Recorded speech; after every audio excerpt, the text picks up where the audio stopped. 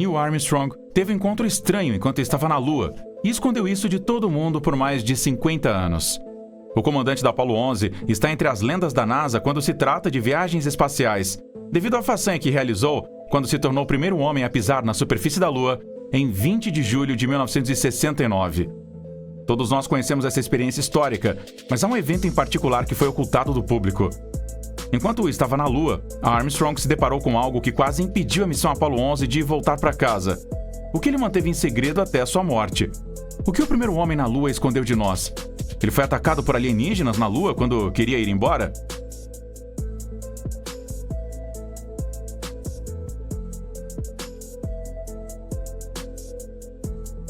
Junte-se a nós enquanto exploramos o que o primeiro homem na Lua realmente escondeu durante todos esses anos. Aos poucos, a primeira aterrissagem na Lua foi se tornando parte da mitologia americana. O áudio crepitante vindo de um Neil Armstrong quase hesitante, mas calmo, ainda é altamente preservado, quando ele desceu da escada para a superfície da Lua com as palavras: "Esse é um pequeno passo para o homem, e um salto gigantesco para a humanidade." Okay, Neil, we can see you coming down the ladder now. I'm at the foot of the ladder. The LEM footbeds are only impressed in the surface about 1 or 2 inches. I'm going to step off the LEM now. That's one small step for man, one giant leap for mankind. Essa foi uma realização tão surpreendente que a jornada de uma década foi canalizada em um único evento. Quase parece que, em um dia de verão de 1969, 3 homens subiram em um foguete, viajaram para a Lua, vestiram seus trajes espaciais, caminharam e hastearam a bandeira americana antes de voltar para casa. Entretanto, isso não foi tudo o que aconteceu. Neil Armstrong conheceu algo que ele manteve em segredo, mas que acabou sendo revelado quando ele morreu. Antes que Neil Armstrong pudesse dar o seu pequeno passo para um homem, em 20 de julho de 1969, ele e o restante da tripulação da Apollo 11 passaram por um rigoroso processo de treinamento a fim de se prepararem para a missão lunar. Embora grande parte do treinamento tenha ocorrido em instalações de testes e em sala de aula, a NASA também atribuiu aos astronautas tarefas como a coleta de espécimes geológicos. Eles também fizeram treinamentos como entrar e sair do módulo lunar para ajudar a desenvolver a memória muscular para replicar esses procedimentos na Lua. Para tornar o treinamento da equipe o mais realista possível, a tripulação treinou em locais selecionados aqui mesmo na Terra, que eram estranhamente parecidos com a topografia da Lua. A National Aeronautic and Space Administration, a NASA, estava procurando lugares que estimassem aproximadamente a característica geológica da Lua, diz Stephen Garber, analista de políticas do escritório do Programa de História da NASA. Mas como não tínhamos estado lá antes, era uma espécie de jogo de adivinhação. Enquanto treinavam, os astronautas Buzz Aldrin, Neil Armstrong e Michael Collins tiveram que fazer frequentes viagens de campo em vários locais. No entanto, a maior parte do seu trabalho de campo ocorreu no sudoeste americano, em regiões do Texas, Arizona e Nevada. O motivo pelo qual eles treinaram em tantos locais foi para ter uma noção dos diferentes aspectos das várias características geológicas com as quais entrariam em contato durante a missão, disse Garber. Eles também tiveram uma combinação de treinamento em sala de aula e treinamento em campo, embora o treinamento em campo tenha sido bastante destacado porque a NASA queria incutir as etapas na memória muscular dos astronautas. Esse treinamento de campo foi feito para que os astronautas não tivessem que perder tempo se preocupando em como tirar uma foto ou uma amostra. Usando as mãos e pequenas pás, os astronautas praticaram continuamente como coletar e analisar amostras de solo e rocha em vários locais para que o processo ficasse enraizado neles quando chegassem à Lua. Outras simulações igualmente importantes, a que os astronautas foram submetidos, incluíram a escavação de trincheiras e a coleta de amostras em diferentes níveis, a seleção de locais e a introdução de tubos de núcleo no solo para a coleta de amostras. Eles também praticaram a descrição de características geológicas, tanto verbalmente quanto por escrito, e a documentação de locais por meio de fotografias. Para completar, eles também sabiam como rotular as amostras coletadas. Após constatar as vantagens do treinamento em análogos lunares, a National Aeronautics and Space Administration tornou as missões análogas uma ferramenta de treinamento regular para os astronautas que se preparavam para futuras viagens, inclusive futuras missões Apollo. Bem, todo esse treinamento parece ter ido por água abaixo quando Neil Armstrong e Buzz Aldrin perceberam um problema 4 minutos após o início da sequência de pouso da Apollo 11, quando as palavras abruptas do comandante da Apollo 11, Neil Armstrong, vieram do alto-falante no controle da missão, dizendo as palavras: "Alarme de programa", diz Buzz Aldrin, que estava ao lado de Armstrong no módulo lunar em descida, enquanto olhava para a tela congelada do computador onde se lia 1202. Esse era um código de erro, mas eles não tinham ideia de onde vinha o erro. Os controladores em Houston verificaram seus diários enquanto tentavam descobrir qual era exatamente o problema, mas o tempo não estava ao lado deles. "Dê-nos uma leitura do alarme do programa", disse Armstrong. Ele parecia tenso, mas não mais do que o normal durante as simulações. Era difícil admitir que uma luta de vida ou morte estava acontecendo a 368 mil quilômetros da Terra, em uma máquina pequena e frágil que mergulhava rapidamente em direção à Lua. A comunicação estava instável, o computador parecia que iria parar a qualquer momento, e Gene Kranz, o diretor de voo do primeiro pouso lunar, sentiu que o controle da missão estava um pouco mais atrasado em relação à curva de potência. Os problemas começaram imediatamente após a separação do módulo de comando no qual Armstrong, Aldrin e Michael Collins haviam chegado à Lua. Collins permaneceu no módulo de comando enquanto Armstrong e Aldrin pousavam, mas o controle da missão estava tendo problemas com o link de rádio para o módulo lunar. "A decisão de quanta informação era suficiente foi puramente minha", lembrou Kranz. "Isso agora está passando pela minha cabeça. Será que eu tenho informações suficientes para continuar?" E a resposta é sim, mas por pouco. "Dei à tripulação comando para a descida motorizada, ou seja, para iniciar o pouso em freio do foguete, e imediatamente perdemos a comunicação novamente." Aldrin tentou tudo o que podia, inclusive reposicionar a antena. O controle da missão também fez o que podia, mas a conexão de rádio continuava a desaparecer. Se a situação piorasse muito, Kranz poderia ter que ordenar o aborto da missão. Enquanto os controladores de voo na Terra lutavam com esses problemas de comunicação e dados de radar irregulares, o alarme principal soou na cabine do módulo lunar, acendendo os avisos no console da missão. O computador de pouso estava sinalizando uma sobrecarga, que era o alarme 1202 exibido. O alarme significava: "Tenho muito o que fazer, então vou parar, reiniciar e começar de novo." Se isso ocorresse, as regras da missão exigiriam um aborto instantâneo, pois a capacidade de navegar na aterrissagem estaria em perigo. O computador estava recebendo mais dados do que podia suportar. Os eventos surpreenderam Aldrin porque o código não era familiar para ele. "Não podíamos olhar no livro para ver qual era o problema, porque estávamos olhando para onde estávamos indo", disse ele. Neil Armstrong, por outro lado, ficou um pouco tenso, mas ainda assim pediu esclarecimentos a Houston. De volta à Terra, o controlador Steve Bales tomou a decisão. Não havia problema em continuar, desde que o alarme fosse irregular. No meio do pouso, era quase tão perigoso tentar abortar com um computador ruim quanto continuar com o pouso, disse Bales. Assim, equilibrando risco versus risco, decidimos que o mais seguro seria continuar a aterrissagem. Charlie Duke, um colega astronauta e comunicador da cápsula, transmitiu a mensagem ao espaço: "Vamos dar o alarme." Então, em questão de minutos, o computador enviou o alarme 1201. Era a mesma classe de aviso, então eles continuaram. "Mesmo tipo, estamos indo", disse Duke pelo rádio. E a essa altura, Buzz Aldrin estava atento aos visores dos instrumentos, chamando os números de velocidade, altitude e outros dados críticos, enquanto Armstrong controlava manualmente o pouso. Ainda assim, havia outro problema que estava surgindo lentamente. Eles não estavam onde deveriam estar. Aldrin relembrou uma declaração. Na janela do comandante havia uma grade, uma linha vertical com marcas. Isso foi calibrado de acordo com a altura de Armstrong e o nível de seus olhos. Segundo as dicas do computador, o comandante podia verificar essa grade para determinar a posição da LM sobre a Lua. Agora, o computador informava que eles estavam chegando longamente, ou seja, na direção descendente.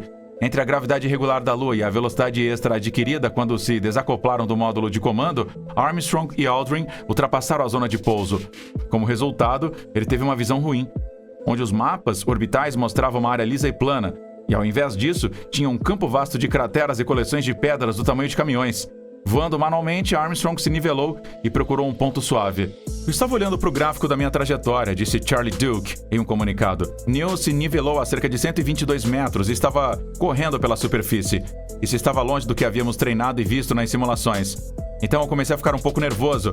E eles não estavam nos dizendo o que estava errado, apenas que estavam voando em uma trajetória estranha. Na cápsula espacial, Armstrong e Aldrin estavam de fato voando por suas vidas. Não apenas porque voavam em uma trajetória estranha, mas também porque estavam com pouco combustível. com um suprimento de combustível que diminuía rapidamente, eles logo atingiriam a marca de 60 segundos, 1 minuto para um aborto obrigatório, e não havia certeza de que o aborto aconteceria ou não, ou se uma parada forçada e a ignição de emergência do motor de subida seriam possíveis nessa altitude. Você nunca quer passar por baixo da curva do homem morto? Disse o controlador Bales. Era uma altitude em que você simplesmente não tinha tempo suficiente para abortar antes de cair. Essencialmente, você é um homem morto, ele concluiu. O comunicador da cápsula Duke emitiu aviso de 60 segundos de combustível, mas Armstrong permaneceu concentrado em um ponto suave à frente, enquanto Aldrin continuou informando a velocidade e o alcance. Ouvimos o aviso de 60 segundos e uma luz de nível baixo se acendeu. Isso eu tenho certeza, causou preocupação no centro de controle, lembrou Aldrin com um sorriso. Provavelmente eles esperavam que pousássemos com cerca de 2 minutos de combustível restante. E aqui estávamos nós, ainda a 100 pés e 30 metros acima da superfície, com 60 segundos. Foi uma fase crucial. Em seguida, houve outra chamada para 30 segundos, lembrou Kranz. E mais ou menos nesse momento você começa a sugar o ar e eu penso seriamente, agora temos essa decisão de abortar em terra, com qual a tripulação se depara.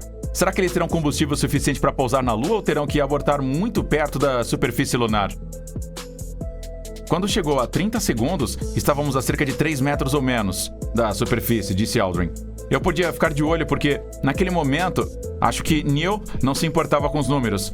Ele estava olhando para fora. Eu podia ver a sombra do sol atrás de nós. O motor de descida, por outro lado, estava levantando tanta poeira a essa altitude que a sombra e alguns pedregulhos que apareciam em meio à neblina eram tudo que Armstrong podia usar para medir a distância restante até a superfície. Então, uma longa haste de metal se estendia das pernas de pouso, que tocou a planície lunar, sinalizando o pouso. Uma luz no console se acendeu de repente e o pouso terminou. Houston, aqui é a base Tranquility. A Eagle pousou.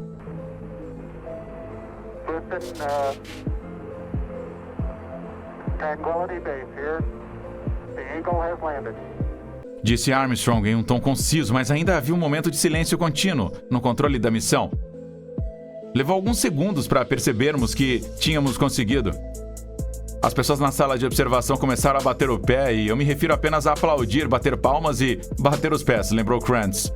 Eu estou tão emocionado nesse momento que literalmente eu não consigo falar e tenho que colocar a minha equipe de volta nos trilhos.